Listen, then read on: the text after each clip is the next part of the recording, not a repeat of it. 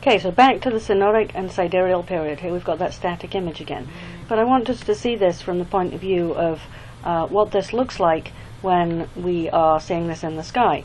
And so here we have the moon taking one full orbit. It takes 27.3 days to get back round through one complete orbit. What does that mean from the point of view of things in the sky? Well, here we've got a view of the moon.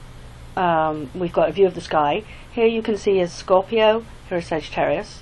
Here's the ecliptic, which defines where the sun is, and here's the sun.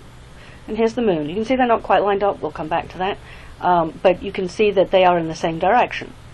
Now, after one full sidereal period, the moon has got back to the same position in the sky. It's back in Scorpio. But because that takes nearly a month, the sun has moved over to Sagittarius. So this is what we see for a sidereal period. We're back in the same position. Whereas for the synodic period, instead of just moving to the same direction in space, we have to move to the direction of the sun, and it takes a little bit longer. We have a similar situation. So here we've got that the sun and moon are lined up in Scorpio. Here we have the moon is back in Scorpio, the sun is now in Sagittarius.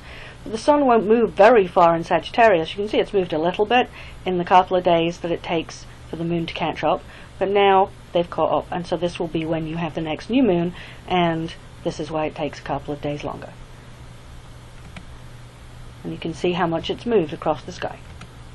So just to summarize what we've done so far, we've talked about the phases and how this affects moonrise and set times, and also the direction. You can tell the direction by the moon phase and the time, and then the synodic and sidereal period.